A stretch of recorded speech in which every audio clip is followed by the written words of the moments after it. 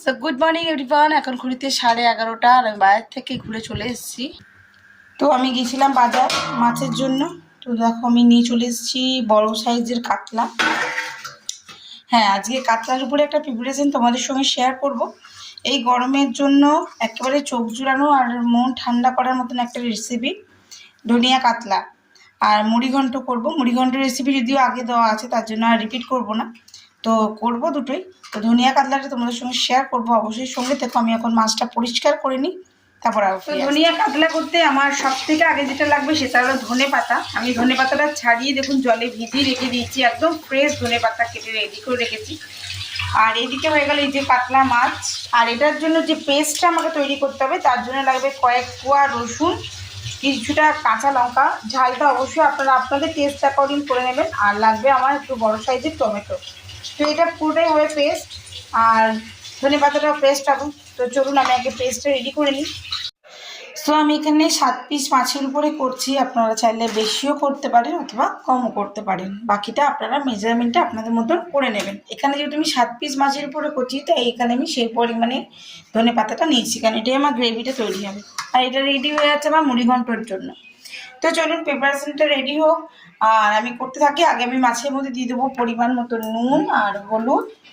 এইভাবেই নুন আর হলুদ দিয়ে আমি নর্মালি মাখিয়ে রেখে এর মধ্যে আমি মাছটা আগে ভেজে নেব। দেখুন আমি মাখিয়ে নিয়েছি একটুখানি নুন। তো নুন দিয়ে দেওয়ার পর এবার যেটা করব সেটা হলো হলুদ। তো চলো আমি হলুদটা দিয়ে দিই।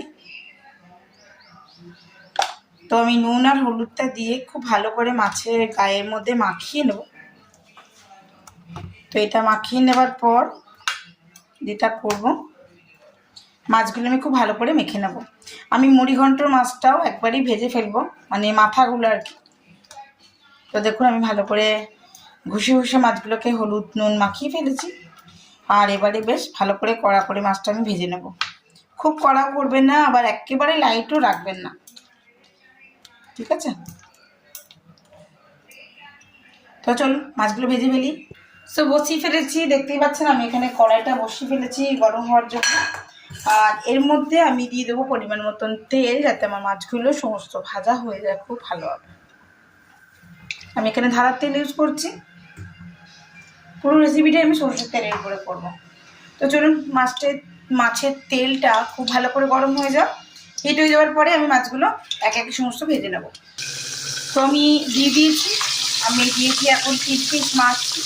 তো মাছটা খুব ভালো করে 2 পিসটা লাল লাল করে ভেজে ফেলবো, ততক্ষণের জন্য একটু অপেক্ষা করবো। তো ধনিয়া কাতলা করার জন্য সমস্ত মাছগুলো দেখো আমি এখানে ভেজে তুলে নিয়েছি। বেশ একটু খুব বেশি করে না, আবার খুব লাইট টু না, এভাবেই ভেজে নিয়েছি। আর এখানে হয়ে গেছে আমার টমেটো, রসুন আর কাঁচা লঙ্কার একটা পেস্ট। আর এটা তো পুরোটাই ধনে পাতার পেস্ট। তো চলো করতে থাকি আর তোমাদের সঙ্গে শেয়ার করি। দেখিতে আমি এখানে কিছু মশলা ইউজ করবো। সেখানে হলো গোটা কালো জিরে 1 চামচের মতন, হলুদ গুঁড়ো, জিরে গুঁড়ো 1 চামচ, আর ধনে গুঁড়ো আধা চামচ, পরিমাণ মতো নুন আর অল্পখানি চিনি।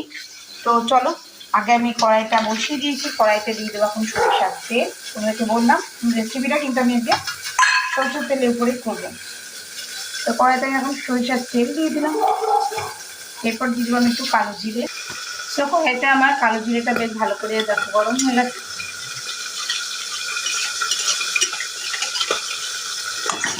আর এটা হালকা গরম হয়ে যাওয়ার পরই এর মধ্যে আমি পেস্টটা দিয়ে দেবো। টমেটো, কাঁচা লঙ্কা, রসুন, এটা যতক্ষণ নাড়তে হবে ততক্ষণ পর্যন্ত কাঁচা গন্ধটা না বেরিয়ে যায়।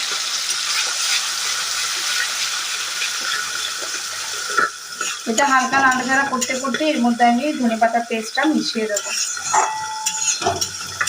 এক্স্যাক্ট যেভাবে আমি তোমাদের সঙ্গে এটা শেয়ার করছি, তোমাদের সঙ্গে যে রেসিপিটা আমি শেয়ার করছি, এভাবেই তোমরা বাড়িতে অবশ্যই করো। আশা করবো তোমাদেরও রেসিপিটা খুব সুন্দর খেতে হবে। গরম ভাতে এরকম ধনে কাতলা রেসিপিটা খেয়ে দেখুন, দারুণ লাগবে। কাঁচা লঙ্কাটা বেশ খানিকটা কষাবার পর এর মধ্যে আমি দিয়ে দেবো বেটে রাখা ধনে পাতার পেস্টটা। আমি কিন্তু এক্সট্রা আবার কোনো জল ইউজ করছি না এখন। তো এটা খুব ভালো করে এর সঙ্গে কষিয়ে নেব।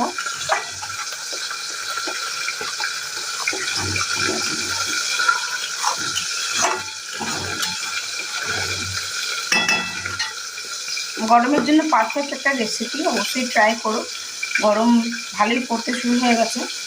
বেশ কিছুক্ষণ ধনেপাতা দিয়ে কষানোর পরে এই যে মশলাগুলো আমি আপনাদের সঙ্গে শেয়ার করলাম, সেই মশলাগুলো প্রতিটা আমি এর মধ্যে দিয়ে দেবো। আবারও খুব ভালো করে আমি একটু নাড়াচাড়া করে কষতে থাকবো।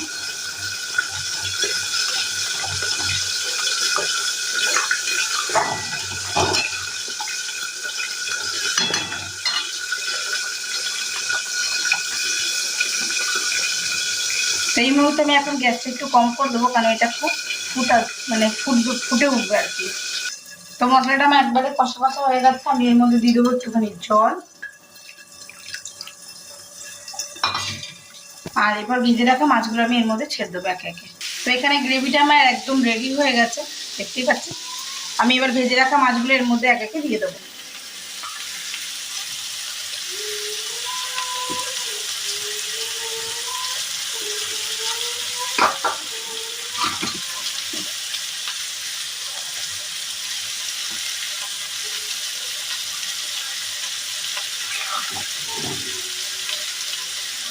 এবার দিয়ে দেবো একটুখানি পরিমাণ মতন জল, এটা ভালো করে আমি ঝোলের সঙ্গে ফুটতে দিয়ে দেবো।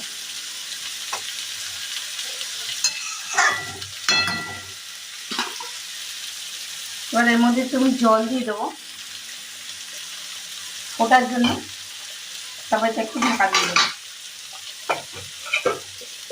আর নামাবার আগে অবশ্যই একটুখানি আমার একেবারে ধনিয়া কাতলা রেডি হয়ে গেছে নামানোর জন্য। চলো সার্ভ করতে থালায়।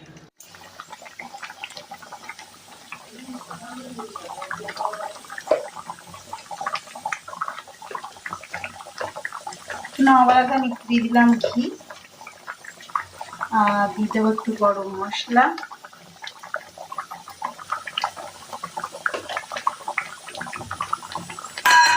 আর যেটা দিতে হবে সেটা হলো কাঁচা সরিষার তেল।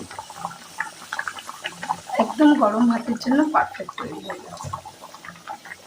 কেমন লাগলো আজকের রেসিপিটা অবশ্যই জানাবেন, আর সেটা কমেন্ট বক্সে। আমার রেসিপিটি আপনাদের কেমন লাগছে সেটা অবশ্যই কমেন্ট বক্সে জানাবেন। আর যদি প্রথমবার আমার ভিডিওটি আপনি ফেসবুক থেকে দেখছেন তাহলে আমাকে একটু ফলো করে নেবেন, আর যদি ইউটিউব চ্যানেল থেকে দেখে আসছেন তাহলে আমাকে একটু সাবস্ক্রাইব করে আমার পাশে থাকা বেল আইকনটি ধরতে একেবারেই ভুলবেন না। নিত্য নতুন রেসিপি আমার ডেইলি ব্লগটা শেয়ার আমি আপনাদের সঙ্গে করতে থাকবো। সকলে ভালো থাকবেন, সুস্থ থাকবেন। টাটা।